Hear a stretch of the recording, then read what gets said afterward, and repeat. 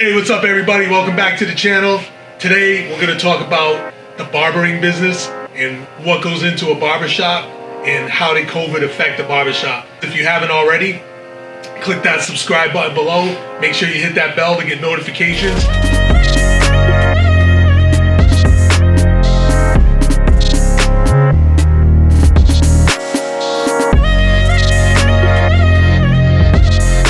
So today, I'm here with my man Nate. He owns HEADLINERZ Barbershop on Pleasant Street in Fall River. You've been cutting my hair for many years now. Yeah. And so what makes you different than all the other barbershops out there? I know what makes you different, but what makes you different? I mean, that we're the best. No. One, not only you get a great haircut. Two, you get a great conversation. Three, you'll feel that your barber cares about you. Like I've said before, he can come get a haircut 2 months ago and I'll remember the conversation and they'll be like, oh yeah. Like I care about my customers, you know. I don't just not pay attention to conversation. I listen. I'm like I said, I'm like a counselor. I gotta counsel people. I gotta worry about your problems. I gotta give you good advice. I should be charging as a counselor too, you know, double dipping. Make sure you tip this guy well. Like cheaper than counseling. We're a family barbershop and we care about everybody and we click with everyone. Doesn't matter if you're a police officer that comes here or somebody who's down and out. We feel everybody and we connect with everybody. I started truthfully when I was 12. I was fascinated going to get my haircuts. You know, my beau would take me to the salon. Some chick Anna, shout out to her, Jody Gonda's mother. She used to give a tight fade. And I begged my father to buy me a pair of clippers from my, I don't know, Bradley's or something.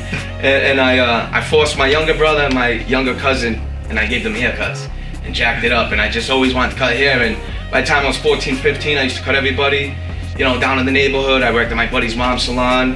And then I just decided to go to barber school and I straightened out my life, you know.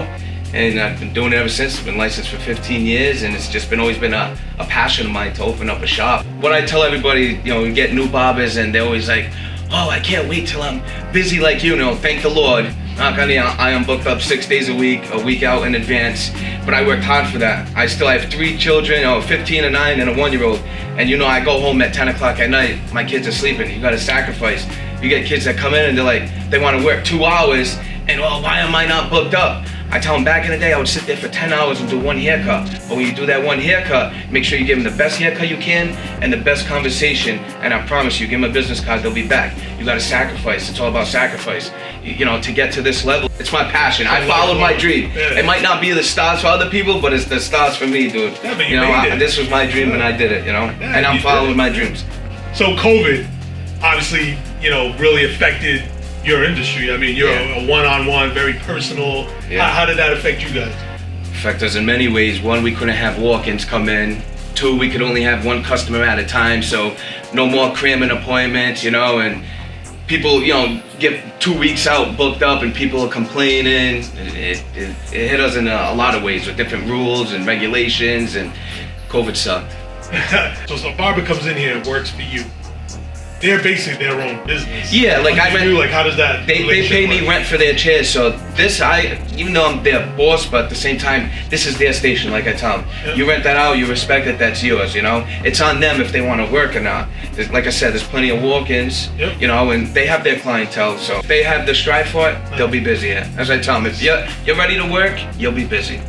So I noticed too, you guys remodel a little bit. You got some cool memorabilia in here. Tell us about that, like the history part of the shop. Yeah, so I'm into antiques, everybody knows that. So I've been collecting over the years and I just decided to remodel, put some, you know, a couple of wings, a couple different things, paint the shop. Just things that I didn't do in the beginning. And definitely, like if you're into the history of barbering, or you're just into like the history of life, you know? He's got a lot of cool memorabilia. It's interesting. We looked at a book. They were, you know, haircuts in the 1940s that are actually similar today, like fading out the sideburns. Yeah, like that's something I never would have thought back then. Yeah, they did it. So, food drive ends this Friday at Fortified. You can drop food off at our office. Nate was kind enough to donate a gift card. So anybody who drops off food at Fortified will be entered, and we're gonna have a drawing on Tuesday to pick a winner. Saturday at Portugalia in Seabra, you can show up there and donate as well. That's the Prince Henry Society yearly food drive. All the food stays in the city. So we thank you. Thanks for your support, Nate. No problem. Thank you. And guys, happy Thanksgiving. HEADLINERZ Barbershop, Pleasant Street, Fall River. My man Nate, always available. We'll put the phone number on the bottom. Tag him on Facebook, all right? And make sure you subscribe to the channel. Hit that notification, always helps us, all right? We're always coming out with different content, supporting our community and our local business owners. All right, guys, take care.